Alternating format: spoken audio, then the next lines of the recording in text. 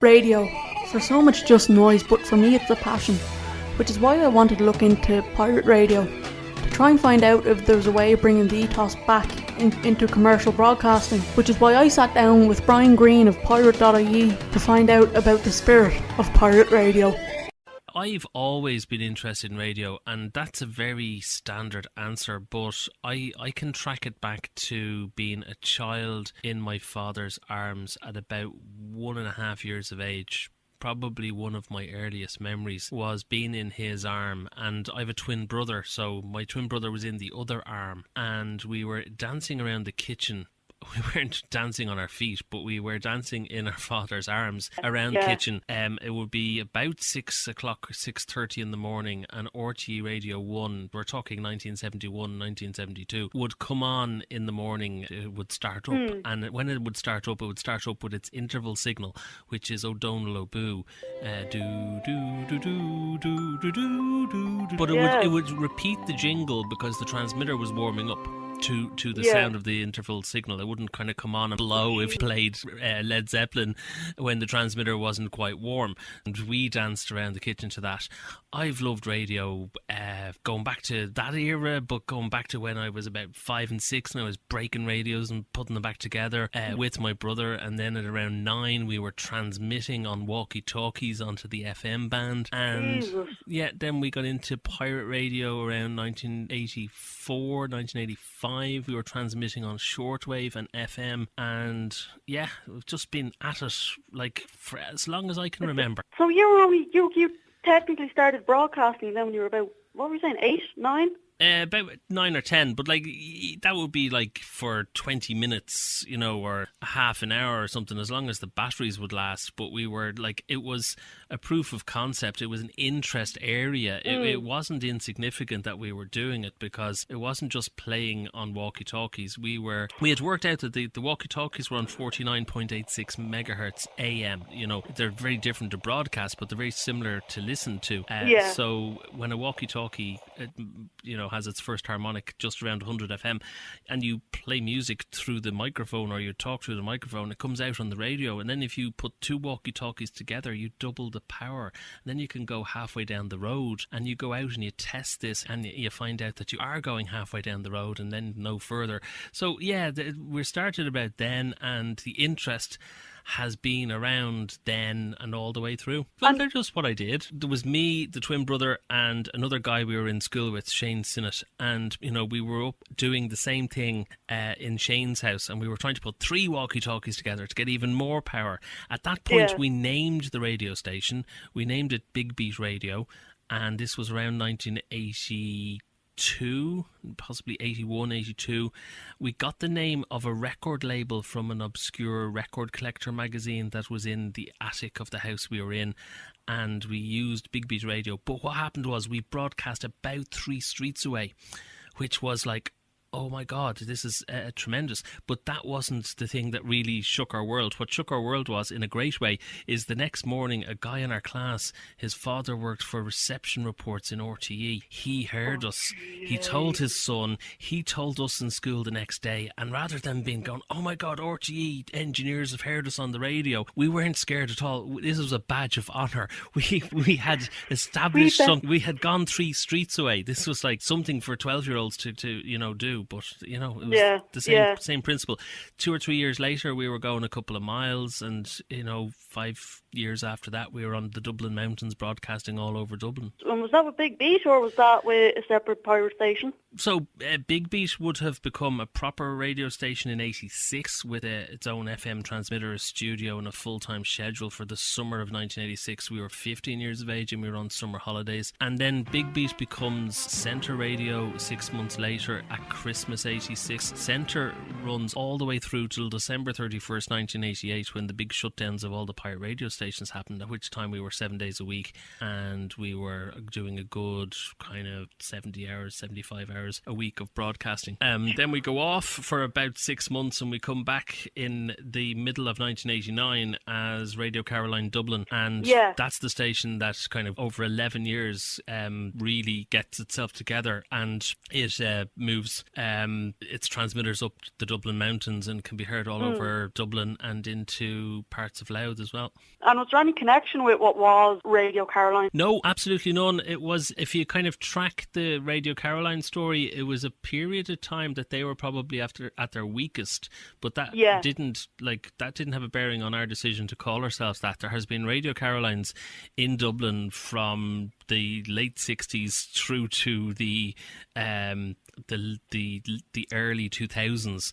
It's like CB radio people calling themselves the Rubber Duck or something. It's not the coolest name to use, because you are taking on the name of the original in many respects, and so I don't even know how we came about putting that name on the station, but it has no connection to the original Radio Caroline, except I just kind of some context on it. They were at their lowest. I think they were not broadcasting at all for a great period of those 11 years, and they were only broadcasting on satellite and internet for another part of that 11 years, but they weren't on the high seas anymore, and they were getting themselves back into fitness for their next period of broadcasting, which is now has them fully licensed in the south of England and occasional broadcasts from the Isle of Man. So it would be, let's say that's around 81, 82. Dublin's radio scene is on fire at this stage. Nova has arrived. Sunshine has been in Dublin around a year,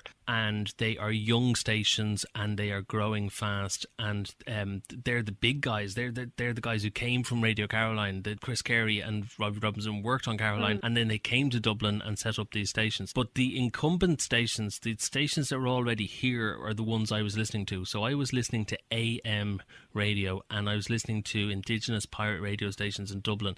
I was listening to Radio Dublin and variations of ARD a little bit later on as it spun out to Community Radio 257, and I'm not saying I didn't listen to Nova and Sunshine, but I certainly was most listening to Radio Dublin in that era. Looking back, there was, I think it was Radio Dublin that had been raided and were able to get their transmitter and equipment back due to a loophole in either it was the Constitution or the old B&T. Yes, so that happened to many a station, and many times stations would go to court, and it would be more to test the law than anything else. But there were loopholes, and one of the more famous ones was that if your transmitter had additional uses and you had other requirements for it, that you were able to make a case that this is not only a transmitter, but it's also something else, and can I have it back, please? And you would then get it back after a short period of time, and you would have your equipment again to use. Not all raids returned equipment, and some raids were nastier than others. If the raiding parties knew that you were going to get your equipment back in a couple of days or weeks, they would come in and they would be a little bit more violent with the equipment as they removed it, and it would be damaged or broken and irreplaceable. It could be. I haven't heard that version of it, but it doesn't sound unusual because he was an unusual guy. I think he was very special in the history of Irish broadcasting. Well, we all know he is, but he just hasn't been recognised so in any kind of awards posthumously given to him.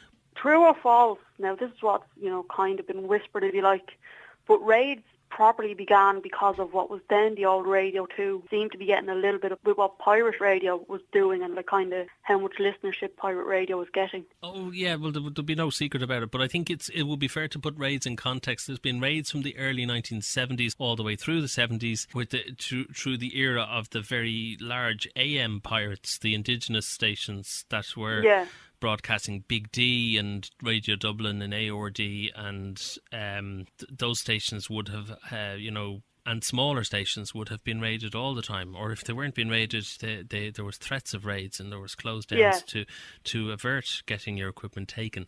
But then into the early 80s, and those raids on the Super Pirates on Sunshine first, and then on the next day on Nova, they were coordinated, orchestrated, and were, targeted at particular stations who had grown very fast, were taking money out of RTÉ's pocket by big brand advertising.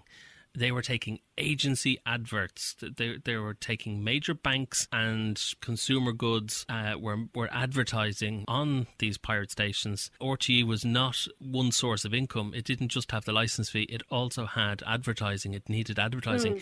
They knew better than most how much they were losing to these new guys, and they would have probably reported this through, and then the raids happened. Then the raids were successful in that they took them off the air for a couple of hours. Then the stations came back and orchestrated their own formal close down, and it's really useful when there are disasters, but when those disasters are actually within the station itself, then radio really doubly comes into its own because it knows its own story. So when a station gets the opportunity to dramatise its own shutdown in its own time and say, this isn't fair, they're taking us off the air, and then they come back on, days later and say, we're back, hello, what was that all about?